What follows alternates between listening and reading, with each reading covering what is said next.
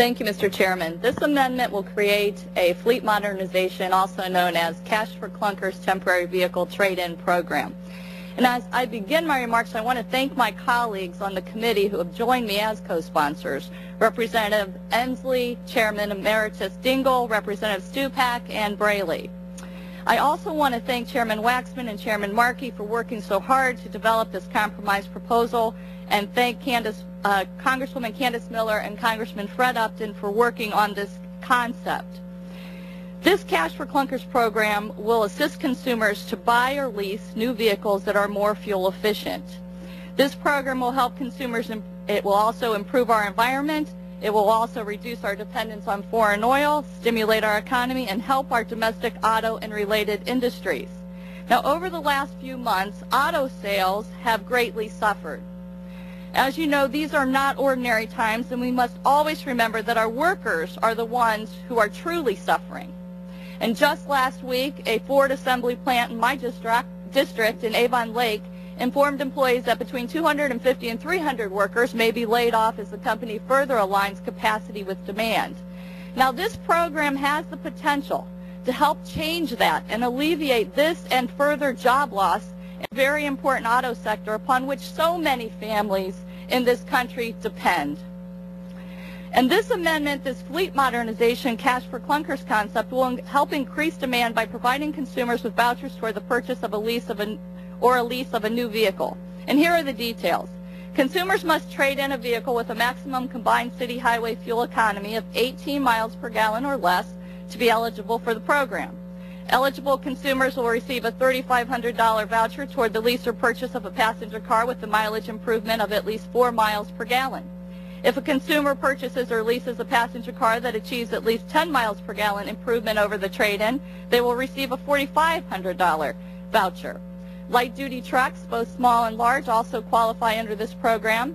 Small light-duty trucks must have a base of 18 miles per gallon with a mileage improvement of at least 2 miles per gallon over the trade-in to be eligible for a $3,500 voucher. If the small light-duty truck's mileage improvement is at least 5 miles per gallon over the trade-in vehicle, a consumer will qualify for a $4,500 voucher. Large light-duty trucks, those over 6,000 to 8,500 pounds, must have a base of 15 miles per gallon with at least a 1 mile per gallon improvement to be eligible for a $3,500 voucher. If the large light-duty truck's mileage improvement is at least 2 miles per gallon over the trade-in vehicle, a consumer will qualify for a $4,500 voucher. And work trucks also qualify, which will assist small businesses replace older, more polluting work trucks. This amendment will accelerate fuel savings nationwide and boost auto sales. Countries around the world have adopted Cash for Clunkers plans. Just yesterday, the United Kingdom kicked off their Cash for Clunkers program. And for the month of March, Germany's program boosted sales by 40%. A 40% increase, while new vehicle sales in the U.S. are down by nearly 40%. Last month, vehicle sales in the U.S. fell to below 9 million vehicles from 17.5 million in 2005. Auto sales have not been in such a decline since 1955, and this decline jeopardizes our country's largest manufacturing industry and the millions of related jobs. But by adopting this amendment, we can preserve jobs and protect the environment at the same time. Now, recently, President Obama announced that the General Services Administration will accelerate its purchase of 17,600 new fuel-efficient vehicles with the overall goal of at least a 10% increase in fuel efficiency. I applaud his leadership and his decision that only vehicles produced by American auto companies will be part of a GSA program. This program, however, is open to all manufacturers, which is part of the compromise, to ensure that this program is not delayed by WTO challenges so that consumers can begin to benefit. But I echo President Obama's comments from his April 30th address and encourage all Americans, when considering buying a car, to buy one made in the United States.